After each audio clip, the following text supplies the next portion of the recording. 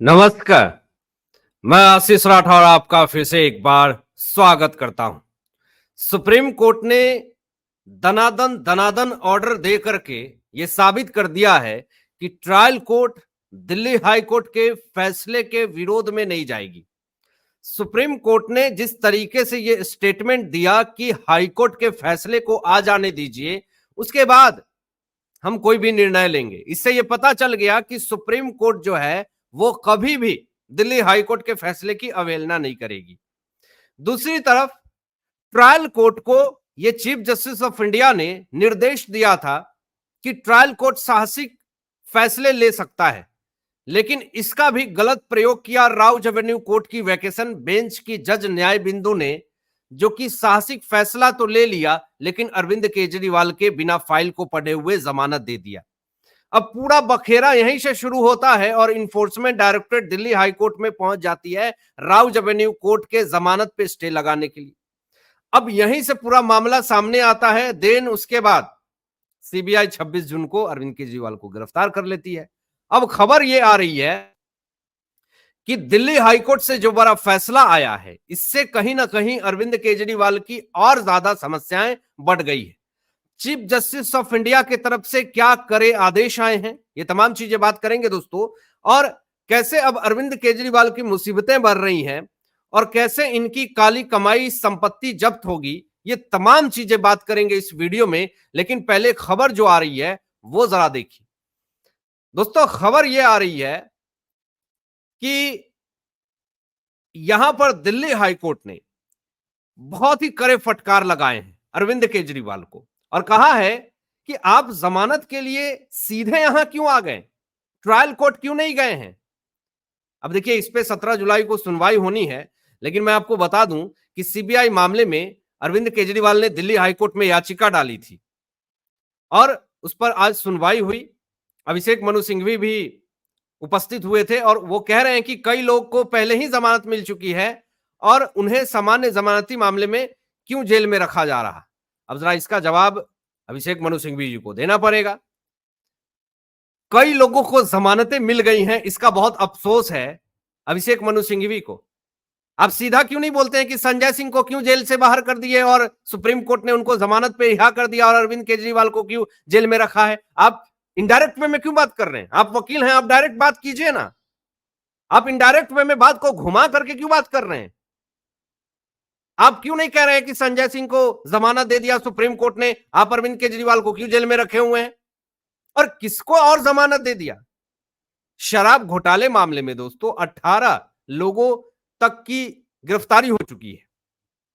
अब ये आंकड़ा बढ़ भी सकता है, लेकिन ये सीबीआई की गिरफ्तारी के खिलाफ 2 दिन में 2 बार दिल्ली हाईकोर्ट याचिका लगाने पहुंच जाते हैं और इसीलिए दिल्ली हाईकोर्ट के जज साहब ने तुरंत फटकार लगाया और कहा, भैया आप यहां सीधे क्यों आ गए, ट्रायल कोर्ट में क्यों नहीं गए। अच्छे से लतार लगाई, खरी खोटी सुनाई दोस्तों। और यहां पर देखिए, बहुत ही दुविधा में फंस चुके हैं और अरविंद केजरीवाल लंबा जेल जाएंगे ऐसा बीजेपी की तरफ से दावा किया जा रहा। सोशल मीडिया पे तरह तरह की बातें कही जा रही हैं कि ये लंबा जेल नप चुके हैं, 10 साल जेल जाएंगे, 13 साल जेल जाएंगे, ऐसी चीजें। और इन्होंने जो काली कमाई से पैसे जो इकट्ठा किए हैं, जो शराब घोटाले से पैसे हुए हैं या फिर जो भी काली संपत्ति या फिर मनी ट्रेल के द्वारा, मनी लॉन्ड्रिंग के द्वारा जो भी पैसे आए हैं, उसका अगर कोई भी अवैध संपत्ति इन्होंने बनाया है, चाहे वो शीश महल में 102 करोड़ रुपए लगाए गए हों या फिर और भी अवैध संपत्ति हो, सारी संपत्ति जब्त होगी, ये भी दोस्तों कही जा रही है, ऐसा भी दावा किया जा रहा। अब जरा मैं आपको दिखा दूं दोस्तों, यहां पर जरा देखिए आप कि दिल्ली हाईकोर्ट के समक्ष अपनी याचिका में अरविंद केजरीवाल क्या दावा कर रहे हैं। ये कह रहे हैं कि सीबीआई ने उन्हें प्रताड़ित किया, परेशान किया और एजेंसी का आचरण स्पष्ट रूप से दुर्भावनापूर्ण है। अब मुझे आप ये बताइए, कौन एजेंसी है जो इनको चाय बिस्किट खिला करके इनसे पूछताछ करेगी? एजेंसी का काम है पूछताछ करना और प्रताड़ित और परेशान करने की क्या बात हो गई। अब शीश महल वाली आजादी तो आपको मिलेगी नहीं, उतना प्रोटेक्शन तो आपको मिलेगा नहीं। आप एक आरोपी हैं, भ्रष्टाचार के मामले में आपके ऊपर आरोप लगा है, जांच चल रही है, आपको 3-3 कोर्ट ने झटका दे दिया, दनादन ऑर्डर आए और उससे आपको पूरी तरीके से लतार लगी, जज साहब ने आपको पूरी फटकार लगाई और आप ये सीबीआई के ऊपर कैसे आरोप लगा सकते हैं कि आपको सीबीआई ने प्रताड़ित किया, परेशान किया? ये सिर्फ और सिर्फ जांच एजेंसियों को टारगेट किया जा रहा अरविंद केजरीवाल की तरफ से, आम आदमी पार्टी की तरफ से, और इसके अलावा कुछ नहीं किया जा रहा। और जब जांच एजेंसी से भी अगर ऊपर उठे तो ये बीजेपी को और मोदी सरकार को टारगेट कर रही है। यहां पर अरविंद केजरीवाल कह रहे हैं कि सीबीआई लगातार चल रही जांच की आड़ में उन्हें परेशान कर रही है और उन्हें बहुत निराशा हो रही है, चिंता हो रही है। आगे कहते हैं अरविंद केजरीवाल की सीबीआई जैसी प्रमुख जांच एजेंसी कानून की प्रक्रिया से खिलवाड़ नहीं कर सकती। सीबीआई को पक्षपात या एक तरफा दृष्टिकोण की किसी भी धारणा को दूर करते हुए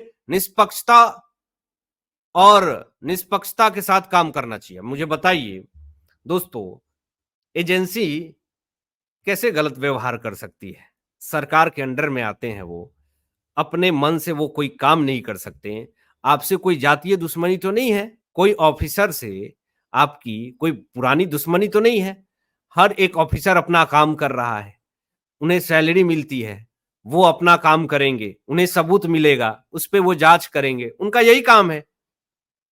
आपसे कोई पर्सनल तो उनसे दुश्मनी नहीं है कि आपके पीछे वो पड़ गए हैं और पूरी तरीके से आपको लंबा जेल भिजवा करके ही रहेंगे। वो तो कोर्ट का ऑर्डर है, वो कोर्ट का फैसला होगा, कोर्ट इस पे जांच कर रही है, सबूत देख रही है, उस पे जो फैसले आएंगे आएंगे। लेकिन आप डायरेक्ट रूप में आप सीबीआई को टारगेट कर रहे हैं, कभी ईडी को टारगेट कर रहे हैं, अगर उससे भी ना हो तो वो आप सीधा बीजेपी और मोदी को टारगेट कर रहे हैं।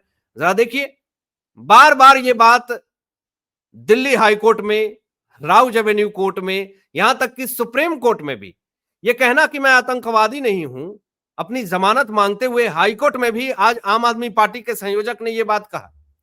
अब मुझे बताइए, ये बार बार आखिर ये बात क्यों कहते हैं?